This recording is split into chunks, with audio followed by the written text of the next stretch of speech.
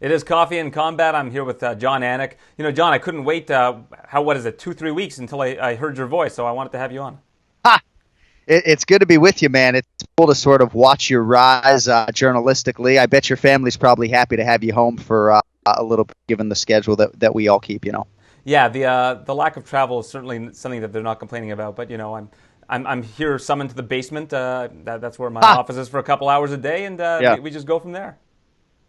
No, it's good. I enjoy breaking away from the distance learning and the homeschooling every now and again to sort of get back into a more normal realm, talking to guys like you and getting ready, hopefully for UFC 249 here in 3 weeks. So if I recall, you're based in Florida. Is that right?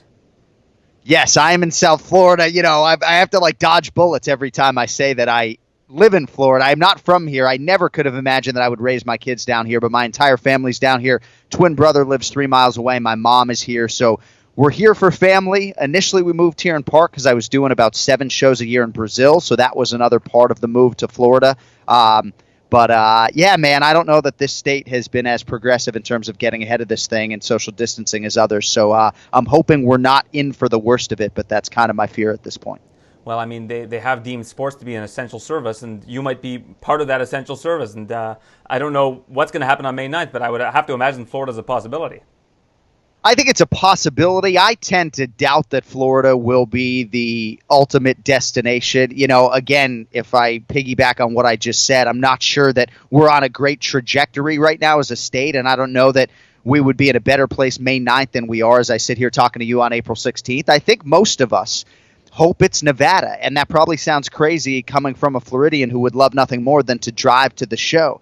But I think big picture for a lot of us, when we rip off this Band-Aid and go back to work, whether it's airplanes or cars or trains or whatever it is, we're going every week probably for the rest of the year. So whenever that happens, I'm trying to condition mind and body to the fact that I might be going to Vegas and not coming home for 3 or 4 weeks. Yeah, that would have to be a distinct possibility because it looks like they're going to start doing some shows perhaps even during the week. Right. I mean, we obviously have been in situations before where we've done back-to-back shows on Friday and Saturday night. One year we did Thursday, Friday, Saturday, and I called the Thursday and Friday shows that weekend. The back-to-back nights are a little intense, especially when you're talking about a full 12 or 13 fight card. But certainly if you were to have a show on a Saturday and then do a Wednesday show, we used to do all those FS1 Wednesday shows, I think that's doable. I think for us it's just about having enough time to voice, to prepare. So we need at least 48 hours, if at all possible, between shows. So I've got to ask, just as somebody who goes to South Florida once a year, with this whole, social distancing, quarantining, have the drivers gotten worse or better? Because the drivers there are just abhorrent. Well, I wish I could tell you they are really bad. I got to say, though, Santiago Ponzinibbio, that guy's got to stop texting and driving. I see him on the road all the time. He's looking down at his phone. But drivers down here leave a lot to be desired, obviously. I wish there were fewer of them on the road right now, given what our government is telling us to do. But yeah, man, it's dodgy down here for sure. And I do think it's the young people as much as it is the elderly, right? We all like to bang on the elderly, and certainly when you go to run what should be a short-timed errand down here, sometimes it takes a little bit longer because the general population might be a little bit older, a little bit slower. To me, though, it's the kids. These kids look like they're 14 years old, looking down at their cell phones, still trying to operate a motor vehicle. So thankfully, I've been home for a few weeks and have stayed away from that noise. But yeah, man, it can be pretty icy out there. And if you get one of those red lights, like a 3-minute drive becomes like an 8-minute drive, it's the worst. The truth, man, those are 2.5, 3-minute lights. There's no doubt about it. So I take it that you don't love it down there? You're not loving living in South Florida? I don't dislike it as much as my twin brother, and certainly there are benefits, especially when you're quarantined right now. I mean, we have a pool that is finally fixed, so my kids are running clock in the pool at least a couple hours a day. We can be outside. The beaches are not at our disposal right now, but I love that part of it. The beaches are 5 miles away and everything else. But yeah, I mean, I don't know. I never envisioned raising my kids down here. I'm a Northeast guy, and I think a lot of your audience and certainly your Canadian audience can relate to growing up that way. I thought my kids would grow up hardened with snow and cold, and I don't know. It's just a little bit of a different vibe down here. So I think you have the right read on it. I'm not in love with Florida, but I can't say I'm in any great rush to move out of here either, because that sun does shine about 335 days a year. Yeah, a lot of our Canadians brought the coronavirus back to Quebec with them from Florida, a lot of the snowbirds. Yeah, I can imagine, and I know all the New Yorkers are coming down here and presumably bringing it with them. So yeah, it's not ideal really in any pocket of the world right now, my man. So with the UFC coming back on May 9th, I'm sure you've got to be ecstatic because this is going to be 2 straight months where you're not calling an event. Like, how are you dealing with that? Yeah, I mean, there have been some crazy stretches over the year, Aaron, where we've done like 5 in 6 weeks, and maybe to an NFL play-by-play guy who does 17 straight Sundays, that doesn't sound like a lot, but I know you have a respect for all that our show entails. 7 hours on a headset and 26 fighters to learn and master and give your ultimate time and respect. So, yeah, we're jonesing to get back out there. You know, I never envisioned taken more than 2 weeks off in a row. It's rare for me to have more than 2 Saturdays where I'm not working an event. So yeah, man, I think we're all anxious to contribute. We're anxious to get out of our homes, but more than anything else, just anxious to get back to work. I think for a lot of us, this has been eye-opening in terms of that recreational time that we've never really had, and what do you do with it? And certainly most of the energy and time is invested in your kids, but I don't know, man. I do not want to be the guy who's not working. Retirement doesn't sound nearly as enjoyable having gone through this experience. Well, you're in Florida, so you're already halfway there. I'm halfway there, yeah. But what a lot of people don't understand is what goes into your job. You know, a lot of people think, oh, Jon just shows up at the arena on a Saturday and he sits in front of a mic and he calls the event. Walk people through what a fight week looks like for you, because I think that they would probably have a much higher respect for what goes into your line of work. Yeah, I mean, a pay-per-view week, I think, is the best starting point because that is the most cumbersome, and it's a process that can start as many as 12 days out, where I will get the combo features, the pre-fight intros that you hear in the arena, and I will edit those, and on this very headset and this very computer, I will lay those to tape. Obviously, there are fights that change all the time, so those voiceovers is an ever-evolving process. And then my fighter cards is really sort of the most arduous part of my process. Anywhere from probably 16 to 20 hours total.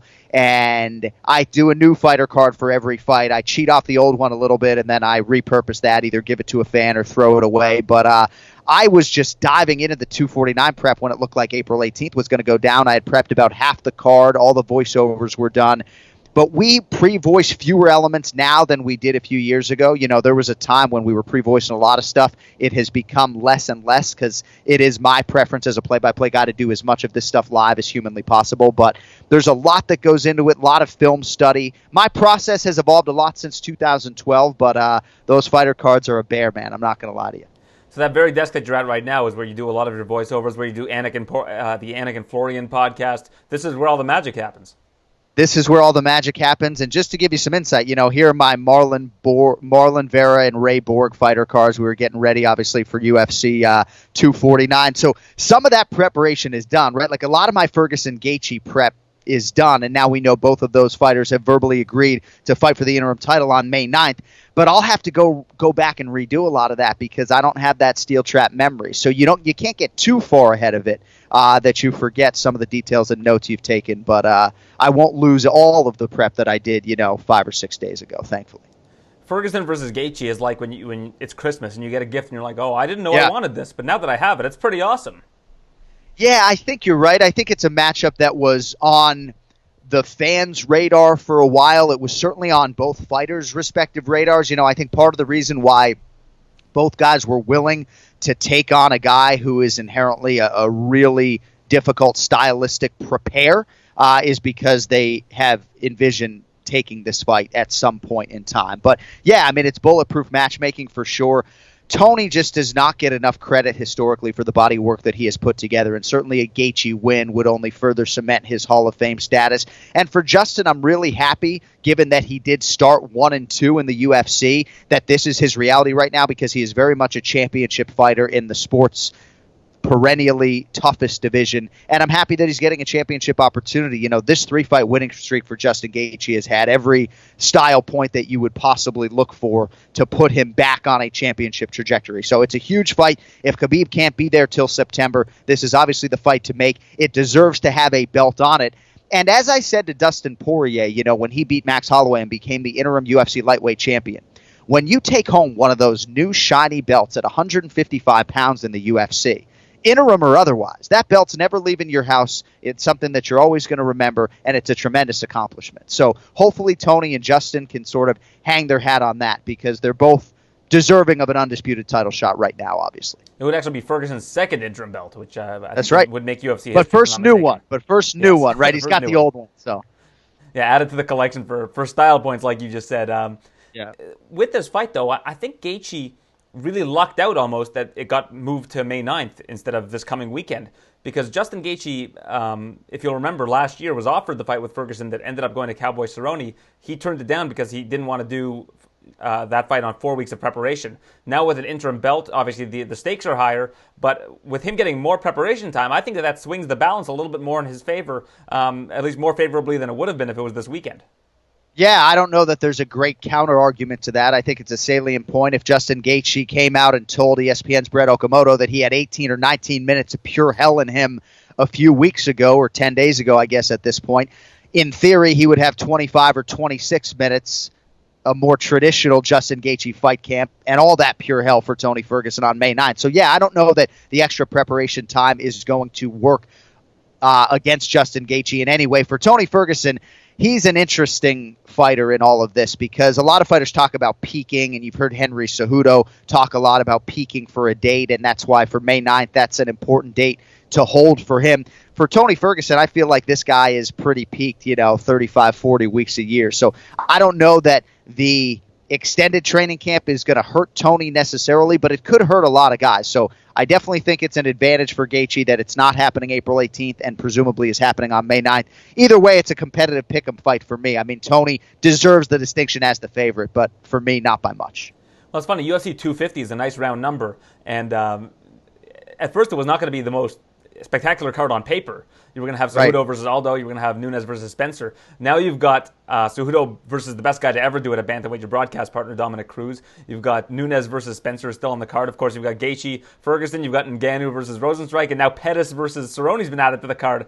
This is an absolutely stacked card now with the number 250 attached to it. But which of these fights are you most looking forward to? Just which one are you looking forward to just watching the most?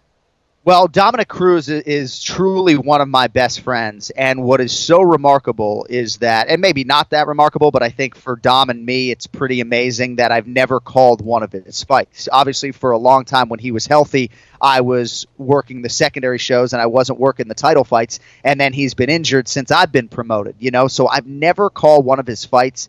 And I am deathly afraid to do so, because not only am I so emotionally invested, but there's no fighter that I've ever talked about fighting more with than Dominick. I mean, hours upon hours in hotel rooms before and after shows. I've spent so much time with this guy. I don't worry about the objectivity in calling his fight, but I'm so happy for him to have this moment. And I have a great personal relationship with Henry Cejudo and Ali and everybody else as well, but I'm so happy for Dominick to hopefully have this moment, that when he makes that walk, it's going to be so emotional for me that I'm not sure exactly professional how I'm going to handle it. I had mixed feelings about him getting the shot, given that the bantamweight division has been so stagnant for such a long time prior to Cejudo becoming the champion. The only four guys that fought for the belt, I think it was over the course of 3 years, was Faber, Cruz, Garbrandt, and Dillashaw. And now you've got all these new contenders, and Cruz ends up getting the shot with a 4-year layoff.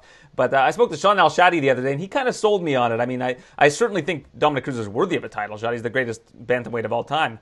I just would hate to see that this division ends up stagnating again for some period of time with all these new young up-and-comers. No, it's a great point. I think big picture, hopefully we get a title fight of some kind on May 9th. Henry Cejudo against somebody. And I would certainly understand people who don't believe Dominick is as worthy as Aljamain Sterling or Petr Yan right now, which I think are the two guys that would immediately come to mind. Aljo's not available right now, and I also think stylistically he brings so much to the table that it might be the most dangerous fight for Henry Cejudo right now. So when you parlay all of that together, Dominick Cruz certainly is not a tune-up fight, and he's got a lot of size, a ton of experience. To your point, he is the consensus greatest bantamweight of all time. But would you rather fight a guy who hasn't competed since 2016 or a guy in Aljamain Sterling who looks as lethal as ever right now? Most people believe Petr Yan right now might be the best bantamweight in the world, and I say that with all the respect for the champion Henry Cejudo. So bantamweight's loaded. I think as long as we get a title fight May 9th, the division will continue to spin forward. But to your point, that's absolutely the key, because I don't know that I'm more excited about any other division's top 10 than I am 135 pounds right now. You've talked about your penchant for sports betting. You don't bet on the UFC, obviously, but right now there's no sports going on. Have you bet on anything weird over the last couple of weeks? You know, I've been following it a little bit with the Ukrainian table tennis and some of the weird stuff that's out there. I think a lot of us NFL draft diehards are excited for those prop bets, because I've been betting NFL props for years, but NFL draft props, I should say. But for me, I had actually one of the bigger hits of my life on the Kansas City Chiefs to win the Super Bowl, and I went to Vegas and cashed that ticket, March 8th, right around UFC 248. So I came home a little bit gun-shy after a big score, just kind of wanted to lay back for a little bit, and finally enjoying bringing several $1,000s home to my wife, which obviously does not happen very often. So I was in a pocket where I was kind of laying out. So the timing for me as a sports bettor couldn't have been better. That being said, bro, as my friend, I would tell you this. When Major League Baseball resumes, like that first day or whatever that sport is, I am going to bet like a degenerate. I will probably bet on every single Major League Baseball game. I will go absolutely nuts when the games come back. But at least right now, the addict in me hasn't come out in a negative way without sports on the board. Just take the overs when it comes back. Yeah, that's not a bad thought. I know Vegas was built on overs, and for me, generally, when I play totals, I am almost always on the unders, but I think that's a good thought that the pitching is probably going to take some time to catch up to the hitting. I mean, if I'm having the thought, I'm sure that the people that make those numbers are probably having the right, same there'll thought. be some high totals. Yeah, you're right. So, yeah, the NFL draft, that's going to be interesting for are you a Patriots guy? I mean, you're from Boston. I would imagine you are. Yeah, I'm excited. I hope they can find a quarterback or maybe position themselves strategically to trade up for one. I'm not all in on Jarrett Stidham. I'm still holding out hope that maybe Cam Newton or Jameis Winston will come to Foxborough and give it a season under Belichick. But I'm definitely in the minority of Patriots fans who is excited to see what Tom Brady and Bill Belichick can do without the other, respectively. I think most Patriots fans are still bitter, or just not bitter at Tom, but upset that Tommy's gone. For me, though, I'm just excited to see what they can do. And I think for a lot of Patriots fans, we feel very spoiled with 6 Super Bowl championships. The regular season at times has been anticlimactic. Blowing people out during the regular season. I'm kind of excited to be an NFL fan whose team on a week-to-week basis could either win or lose. And that really hasn't been our reality for a decade. I hope that doesn't sound pompous. It's just been the way it's been. So I'm excited to see the ebb and flow of an NFL season, and hopefully there's more highs than lows for the P-men, in 2020 if there is a season. Do you want to hear my prediction for their day one starter at quarterback? Oh, please. I'm all ears. Jacoby Brissett. Yeah, I think that has legs as well, and I wouldn't turn my nose up at that. I certainly would prefer that option over many of those that I listed, maybe even over Jameis Winston. I think a healthy Cam Newton would be fun, but yeah, Brissett wouldn't surprise me in the least, man. Who are your all-time favorite broadcasters? Like, who inspired you when you were becoming a broadcaster and a play-by-play guy? I know you did a lot of desk before and a lot of hosting, but is there anybody from years past that you looked up to when you were a kid? It was always Sean McDonough. And it's hard for me to even mention anybody else in that conversation. When he left the Red Sox, a lot of us locally were just so upset and not the least bit surprised to see him go on to do Monday Night Football and become ABC's foremost guy on college football. He is truly the cream of the crop, and I got a chance to work with him at a Boston sports radio station very briefly. I was doing updates on his show, but I had glorified him and put him on a pedestal for such a long time that to be able to walk into a studio as he's wrapping up a segment and do a sports update on his show, even though I only did it a few times, is something that I would never forget. And he corrected me on the air, too, because I said first ever. He said, you don't need first ever. If something's first, you never need the ever. So you'll never hear me, or at least I try not to say first ever when I'm promoting something or on broadcast, but a special broadcaster. And I think a guy, too, who is funnier than shit, yet is able to have it come across in a dry way, but still stay in his lane as a play-by-play guy. I have a lot of respect for Ian Eagle and a lot of the national NFL guys as well, but Sean McDonough is certainly the guy that I've tried to model myself after the most. You talk about your is it an identical twin brother that you have? Yes. Yeah, he lives 3 blocks from you. So he decided to move down to Florida with you. What's your relationship with him like? I mean, obviously having an identical twin is a very special relationship. I'd love to hear more about your brother. Certainly my best friend, he beat me to Florida, so he came down here in 2005 and opened up a check cashing business with my uncle. So I tried to get him to Vegas, and I think had we gotten him to Vegas when I lived there for 4 years, we'd probably all still be in Las Vegas. I never wanted to leave Vegas. We'll blame that one on my wife. But no, there is something so powerful about being an identical twin. Certainly in terms of my career, he majored in musical theater, so he was far more the performer than I ever was. So to be able to bounce stuff off of him, I still don't properly use my diaphragm all the time on broadcast, but he's helped me a lot with projecting and trying to use my body and my diaphragm and my voice in the most optimal way. But when you have a living, breathing, walking human being who you share DNA with, it's just a crazy, crazy thing. I think a lot of us with children, I know you have 3 kids, you see things in your kids as they get older, and they say things that you maybe are about to utter, and it feels very weird and connective. And with the twins, that happens all the time. I can't tell you how many times we text each other the exact same thing at the exact same time. Or my mother will text us separately, and she'll say, you guys both wrote back the exact same text, the exact same characters. So a lot of that goes on. But it is the greatest blessing in my life. We've never really fought. We've never really been super competitive with one another, except in a one-on-one setting on a basketball court. But with respect to my wife and my kids, the single greatest blessing in my life is that man. My twin brother Jay. I don't know what I'd do without him. Well, that's so interesting that he did musical theater, you probably did journalism, but because he Right. had the education and how to project and how to utilize, like you said, your diaphragm and things like that, that he was able to help you in that regard with your career. That's so cool. Yeah, I mean, I was always flying. I went to Gettysburg College in Pennsylvania. He went to Rollins in South Florida. My parents were always flying me down to see him in these major theater productions. He graduated a semester early because he had accrued all of these major roles and moved to LA and tried to do the acting thing for a while. But no, my family was always sort of traveling around supporting him and watching him perform. So I don't know if irony is the right word, but I just want to be a sports writer, and then I wanted to be a sports radio guy. I never wanted to be on camera. That was never my aspiration. I was at ESPN Radio, and they were auditioning some people to do some digital TV stuff. And so I was one of the guys that auditioned. They thought I had a serious twitch the first time that I auditioned. But yeah, it was always my brother and me kind of following in his footsteps a little bit. So kind of weird the way things worked out. That's a really cool story. I'm going to put you on the spot. Who's your favorite broadcast partner? Who's the analyst you most want to sit next to on a Saturday night? The easy answer would be to say one of the guys who I no longer work with, Kenny Florian and Brian Stan, right? Because then I won't offend any of the guys that are currently doing it. There's definitely a special feel when Joe Rogan is there. DC and I just have a special relationship, and I think humbly that translates on broadcast. As I mentioned, Dom is truly a guy that I have confided in and learned so much about the fight game from. Paul Felder's become a great friend. It really is probably the hardest question you could ask me.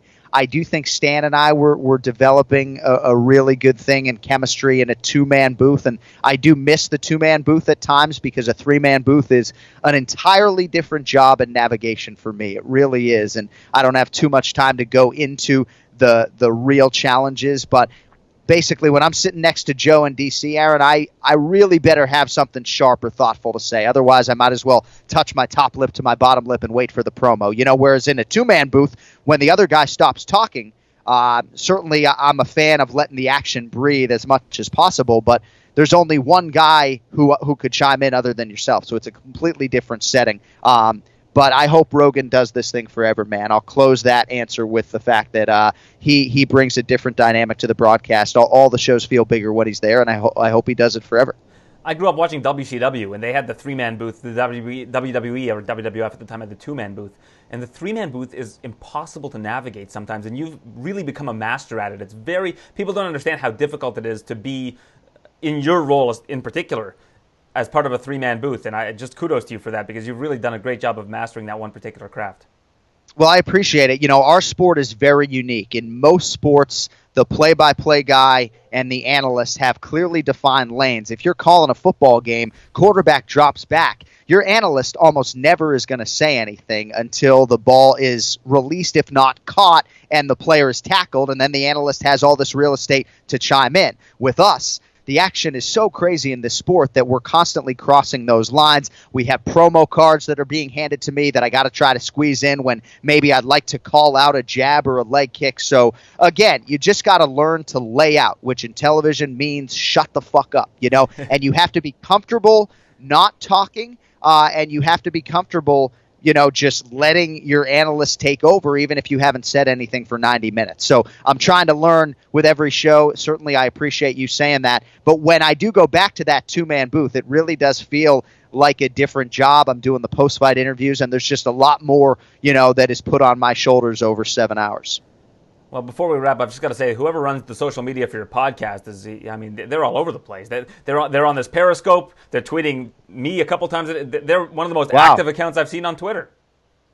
Well, that's my man, Cody Maro. Probably the best thing we've done for the show is make him our chief marketing officer. 26 years old. Kid is sharp as a whip and, fills in a lot of the gaps that Kenny and I have left in our wake. So thankfully, 5 years into this podcast, we have somebody at the controls who really can help us take it to the next level. So, yeah, the kid doesn't skip a beat. It's just amazing when I think about Aaron. And I know you're younger than I am, but where I was when I was 26 years old. Right? I mean, I'm talking all right, you put your right foot in your right pant leg, right? I didn't know what the F I was doing. So this generation below us, or two generations below us, or below me, I should say, they certainly have their shit together. Am I younger than you? When are you born? What year?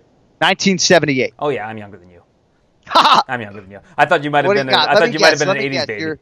Let me guess, you're 1985. No, I'm 82. But I'll take 85, though. Yeah, 82. All right, so yeah, you still got a couple good years before the big 4-0. I told you I had a 9-year-old. So if I had a 9-year-old and I was born in 85, I'm bad at math, so who knows? Yeah, I had my third and final kid 10 days before my 40th birthday, so not sure what I'm doing. I'll be showing up to the kids' soccer games. They'll be like, oh, your grandfather's here. No, that's my dad, guys. What are you going to do? Yeah, I wanted my drop-dead date to be 35, and I think we were 37 when we had my last one. Yeah.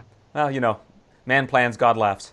Yeah, I certainly wasn't planning to run it back at 39, but here we are. Well, it's so you had a boy third, right? So we're the opposite. I had two boys, and then I had my girl at the end, and I'm so thrilled that I ended up having a girl. And you're probably in the same boat with having a son. Yeah, I mean that father-daughter is a special bond. Did you find out what you were having for the third kid, or no? Yeah, we found out for all three. Yeah. So we found out for the first two, and then for the third one, I was so convinced that it was another girl that we didn't find out. So needless to say, my siblings and I had produced 6 girls at that point, and we were very shocked and pleasantly surprised to see a little penis pop out. We didn't expect that for sure. And my mom is a diehard sports fan, so to have a little boy, and he is very much that boy. I mean, he is just a disaster and an accident waiting to happen at any moment. So we're happy to have him. He's injected a lot of energy into the house, and it's a new challenge too.